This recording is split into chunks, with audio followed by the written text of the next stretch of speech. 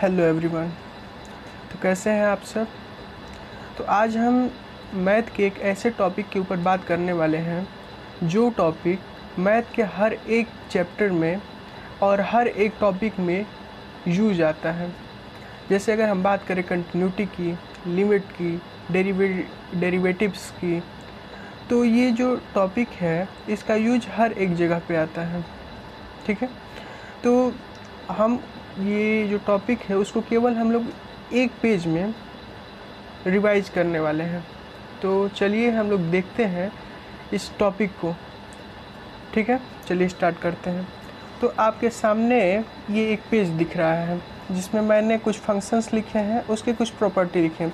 अगर ये आप पेज तैयार कर लेते हैं तो आपका पूरा फुल फंक्शन का जो मिसलेनियस फंक्शन है और पीस वाइज डिफाइंड फंक्शन है वो सारे टॉपिक कवर हो जाएंगे। जैसे signum function, exponential function, logarithmic function, greatest integer function, least integer function and fractional part function.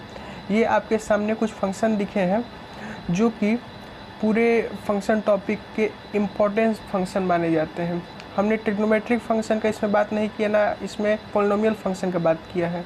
हम केवल उन फंक्शन की बात करेंगे जो कि ज़्यादातर हमारे यूज में आते हैं जब हम लोग क्वेश्चन सॉल्व करते हैं, कोई कंटिन्यूटी का या डेरिवेटिव्स की जो भी हम लोग क्वेश्चन सॉल्व करते हैं उनमें ये यूज आता है। जैसे पहला है हमारा सिग्नम फंक्शन। तो सिग्नम फंक्शन ये इसको हम रिप्रेजेंट कैसे करते हैं, तो y इक्वल टू ऐसे, y equal to sine of x, इसको कहते हैं y equal to sine of x, इसको सिग्नम फंक्शन कहा जाता है। तो ये जो फंक्शन है उसका डोमेन का कहाँ तक है, तो डोमेन उसका पूरा रियल नंबर है, मतलब कि माइनस इन्फिनिटी से लेके इन्फिनिटी तक इसका डोमेन है। और रेंज कहाँ तक है, तो आप रेंज देख सकते हैं इसका -1, 0 और पूरा 1, केवल इसका रेंज इतना ही है। हम लोग ग्राफ की मदद से पूरा इस टॉपिक को करने वाले हैं, तो आप बस ग्राफ देखते चलिए। तो अब हम बात करेंगे मेनी वन और वन वन के बारे में। तो मेनी वन फंक्शन वो फंक्शन होते हैं जिनका एक वैल्यू ऑफ x पे, एक ही वैल्यू ऑफ x पे फंक्शन तो फंक्शन ही रहेगा, लेकिन इस पॉइंट का जो x1 है और इस पॉइंट का जो x2 है, इस x1 और x2 पे फंक्शन के सेम वैल्यू आते हैं। जैसे इस पर x1 पे मान लीजिए ये 1 आया है तो x2 पे भी 1 आया है, तो ये क्या कौन सा फंक्शन है, ये हमारा मेनी वन फंक्शन है। वहीं पे ये फंक्शन आप देखेंगे तो इस x1 वैल्यू पे एक अलग fx1 फंक्शन आया है और इस पर कुछ अलग फंक्शन आया है वैल्यू, मतलब फंक्शन का वैल्यू कुछ अलग है। लेकिन इस पर मान लीजिए 1 है, 1 पे भी 1 आया और 2 पे भी 2 आया, तो ये मेनी वन फंक्शन है। कि मतलब ये हुआ कि कई सारे वैल्यू ऑफ x के लिए सेम वैल्यू ऑफ y, तो इसको हम लोग मेनी वन कहते हैं। तो अब आपको समझ में आ गया कि ग्राफ देख के कैसे मेनी वन पहचानेंगे। तो आप एक हॉरिजॉन्टल लाइन ड्रॉ करेंगे ऐसे, तो आप देखेंगे कि ये हॉरिजॉन्टल लाइन एक से अधिक पॉइंट को कट कर रहा है। तो अगर एक से अधिक पॉइंट को ये हॉरिजॉन्टल लाइन कट करेगा तो क्या होता है, मेनी वन फंक्शन। तो बात क्लियर है कि मेनी वन फंक्शन क्या होता है। तो ये जो फंक्शन है हमारा मेनी वन फंक्शन। वैसे इस फंक्शन आप देखेंगे एक अगर हॉरिजॉन्टल लाइन हम लोग ड्रॉ कर रहे हैं तो केवल ये एक पॉइंट पे कट कर रहा है, तो इसलिए ये हमारा क्या हो गया, वन वन फंक्शन हो गया।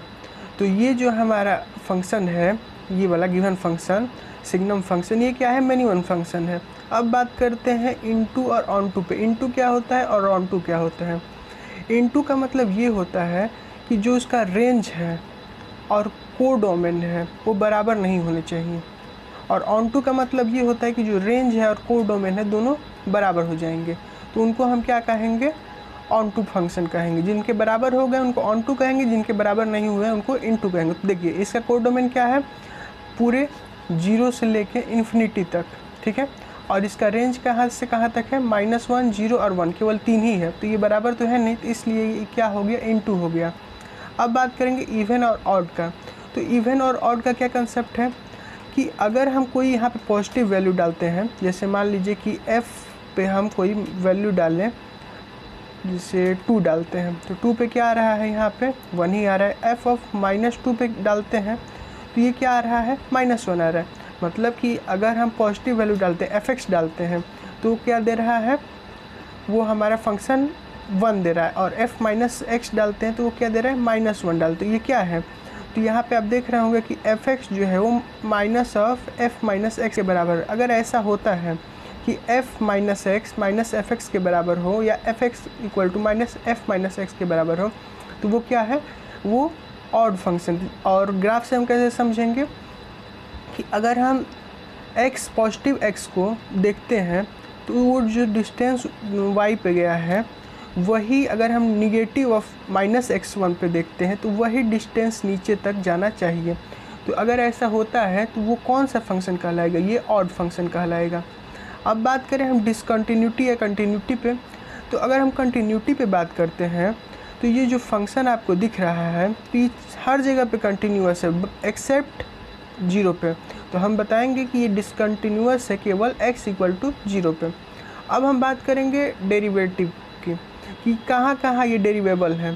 तो अगर हम डेरिवेबल का बात करें तो ये जो गिवन पूरा फंक्शन है तो आपको हर जगह पे ये डेरिवेबल दिख रहा होगा except at x equal to 0, क्योंकि अगर कोई फंक्शन कंटिन्यूअस नहीं है किसी पॉइंट पे तो डेरिवेबल भी उस पॉइंट पे नहीं होगा। ओके, तो ये हमारा बात हुआ कि कोई फंक्शन कहाँ पे डेरिवेबल हुआ और कहाँ पे डिसकंटिन्यूअस हुआ। तो जो सिग्नम फंक्शन होता है केवल x इक्वल टू 0 पे वो नॉन डेरिवेबल होता है और डिसकंटिन्यूअस होता है। अब बात करते हैं मोनोटोनिसिटी की, मतलब मोनोटोनिक फंक्शन की। तो कोई फंक्शन मोनोटोनिक कब होगा और कब नहीं होगा वो डिपेंड करता है कि जो हमारा एफ डैश एक्स है, मतलब जो हमारा डेरिवेटिव ऑफ x है वो ग्रेटर देन 0 है या derivative of x less than 0 है। ये हमारा डेरिवेटिव अगर कोई फंक्शन डेरिवेबल है तब के लिए कंडीशन है। तो ये फंक्शन तो हर जगह डेरिवेबल है एक्सेप्ट x इक्वल टू 0। तो हम पहले 0 से इन्फिनिटी तक चेक करते हैं और फिर माइनस इन्फिनिटी से लेके 0 तक चेक करते हैं। तो हमने देखा कि ये जो फंक्शन है इस 0 से इन्फिनिटी में ये एफ डैश एक्स हमेशा 0 के बराबर है। इसका डेरिवेटिव करेंगे तो ये हमेशा 0 के बराबर है क्योंकि स्लोप इसका 0 है, तो इसलिए 0 के बराबर है। तो कोई भी ऐसा फंक्शन जो स्लोप जिसका 0 के बराबर हो गया वो एक तरह से कांस्टेंट फंक्शन की तरह ट्रीट हो रहा है। लेकिन ये कांस्टेंट फंक्शन नहीं है। कांस्टेंट फंक्शन रहता है तो हर जगह सेम वैल्यू रहता, मतलब कि इधर भी माइनस x1 पे भी ये फिक्स वैल्यू रहता 1, लेकिन ये ऐसा तो है नहीं, तो इसको कांस्टेंट भी नहीं कर सकते हम। तो इसका मतलब कि मोनोटोनिक नहीं है क्योंकि ये इक्वल टू 0 दे रहा है। ये हमारा मोनोटोनिक फंक्शन के कंडीशन होता है कि कोई भी अगर मोनोटोनिक फंक्शन है किसी इंटरवल में, जैसे 0 से अगर इन्फिनिटी का बात करें तो वो हमेशा ग्रेटर देन 0 होना चाहिए, और अगर वो लेस देन 0 आता है तो होता है डिक्रीजिंग फंक्शन। मतलब कि अगर ये ग्रेटर देन 0 है तो मोनोटोनिक में इंक्रीजिंग होगा और लेस देन 0 है तो मोनोटोनिक में डिक्रीजिंग होगा। अगर पीछे कुछ शायद मोनोटोनिक या नॉन मोनोटोनिक कह दिए होंगे तो इसके लिए सॉरी। कहने का मतलब ये है कि F dash x greater than 0 का मतलब ये हुआ कि फंक्शन इंक्रीजिंग है, और अगर F dash x less than 0 है तो फंक्शन डिक्रीजिंग है। और अगर एक इंटरवल में f dash x equal to 0 आता है तो वो नाइदर इंक्रीजिंग नॉर डिक्रीजिंग होगा। तो आप देख रहे होंगे कि एक इंटरवल में 0 से लेकर इन्फिनिटी तक में एफ डैश एक्स 0 आ रहा है, तो ये क्या है हमारा नाइदर इंक्रीजिंग नॉर डिक्रीजिंग, ये नॉन मोनोटोनिक फंक्शन है। ओके, तो ये हमारा हो गया नॉन मोनोटोनिक फंक्शन। अब बात आता है पीरियोडिक फंक्शन की। तो ये पीरियोडिक फंक्शन क्या कौन से फंक्शन होते हैं? पीरियड का मतलब आप समझते होंगे कि अगर आपके पास एक क्लॉक है, क्लॉक समझते होंगे क्लॉक क्या होता है। तो अगर आपके पास कोई घड़ी है तो घड़ी में आप देखते होंगे कि एक घड़ी अगर आपके पास है तो अगर 12 बजता है और 12 बजे से स्टार्ट होता है टाइम, फिर 12 बज जाता है, तो एक कंप्लीट रिवॉल्यूशन पूरा करने के बाद वो फिर अपने पोजीशन पे आ जाता है और फिर वही चीज़ को रिपीट करता है। तो ये कौन सा फंक्शन होते हैं? ऐसे जो फंक्शन होते हैं जो अपने इंटरवल कुछ अलग अलग इंटरवल्स पे, मतलब फिक्स इंटरवल के बाद वो अपने जो वैल्यू ऑफ फंक्शन है उसको रिपीट करते हैं, उनको हम क्या कहते हैं? पीरियोडिक कहते हैं। लेकिन आप देखेंगे कि 0 से लेकर इन्फिनिटी तक में ये तो रिपीट कर रहा है, यहाँ पे भी 1 है, इसके बाद भी 1 है, लेकिन इस साइड अगर हम देखें तो अगर इधर हम चलते हैं तो वो वैल्यू 1 रिपीट नहीं कर रहा है, तो ये अपीरियोडिक फंक्शन है, मतलब ये पीरियोडिक फंक्शन नहीं है। वहीं पे अगर हम बात करें, आप पीरियोडिक देखना चाहते हैं तो ये फंक्शन आप देख सकते हैं कि इस फंक्शन में आप देखेंगे कि 0 से लेके 1 में सेम वैल्यू आ रहा है, जो कि 1 से लेके 2 में आ रहा है, जो कि माइनस लेके 1 0 में आ रहा है। तो मतलब ये जो वैल्यू ऑफ फंक्शन है वो एक इंटरवल में, मतलब इंटरवल ऑफ 1, मतलब एक के इंटरवल में बार बार रिपीट कर रहा है, बार बार रिपीट कर रहा है। तो ये अगर वो कोई फंक्शन बार बार रिपीट करता है अपना वैल्यू, तो वो होता है पीरियोडिक फंक्शन। लेकिन ये जो फंक्शन आपको दिख रहा है ये अपीरियोडिक फंक्शन है, ठीक है। अगर हम बात करें इन्वर्स का, तो कोई भी फंक्शन अगर वो मेनी वन है तो वो कभी भी इन्वर्स नहीं हो सकता है उसका, ठीक है। तो इन्वर्स होने के लिए कंडीशन क्या ज़रूरी है कि वो 1 1 हो और ऑन टू है, ना ये 1 1 है और ना ये ऑन टू है। तो इसलिए ये फंक्शन जो हुआ हमारा सिग्नम फंक्शन, ये इन्वर्स एग्जिस्ट नहीं करेगा। अब इतना सब आपको समझ में आ गया, तो अब हम तेज़ी से अपने एक्सपोनेंशियल, लॉगरिथमिक और ग्रेटेस्ट इंटीजर फंक्शन पे जा सकते हैं। तो अगर हम एक्सपोनेंशियल में बात करें तो ये इसको रिप्रेजेंट कैसे करते हैं, fx = a के पावर x। तो ये हमारे रिप्रेजेंटेशन का तरीका होता है, कोई भी फंक्शन को, एक्सपोनेंशियल कोई भी फंक्शन को ऐसे रिप्रेजेंट करते हैं। लेकिन कंडीशन यहाँ पे ये होता है कि a > 0 होना चाहिए, फर्स्ट कंडीशन। और इसमें भी दो पार्ट बनता है, एक बार a > 1 पे और एक बार बनता है a > 0 <1 पे। तो ये दो कंडीशन बनता है, मतलब कि a का वैल्यू जो होगा दो टाइप से आ सकता है, या तो एक बार 1 से बड़ा, या तो 0 से बड़ा और 1 से छोटा, ये दो केस बनेंगे।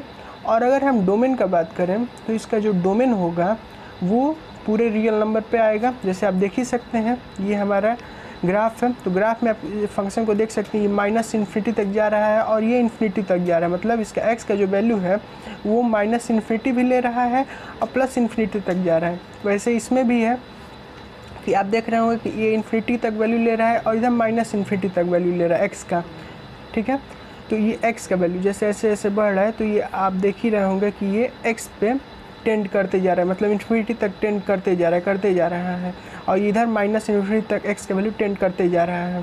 तो इसलिए ये जो फंक्शन होगा उसका डोमेन कहाँ से कहाँ तक होगा, -∞ से लेके इन्फिनिटी तक, मतलब पूरा रियल नंबर उसका डोमेन होगा। और रेंज का अगर बात करें तो रेंज जो होता है, आप देख सकते हैं इस फंक्शन में कि ये 0 को टेंड तो कर रहा है, y वाला वैल्यू 0 को टेंड तो कर रहा है, लेकिन